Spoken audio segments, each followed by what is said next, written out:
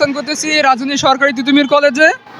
যদি এই সরকারি তিতুমির কলেজে বর্তমান পরিস্থিতি যদি আমি আপনাদের একটু দেখাই, আপনারা দেখতেই পাবেন যে তারা তাদের সরকারি তিতুমির কলেজকে একটি পূর্ণাঙ্গ বিশ্ববিদ্যালয়ে রূপান্তর করার লক্ষ্যে তাদের যে কর্মসূচি, সেই কর্মসূচির আলোকে তারা আজকে বারাসাত ব্যারিকেড টু মহাখালী সেই কর্মসূচি তারা পালন করতেছে।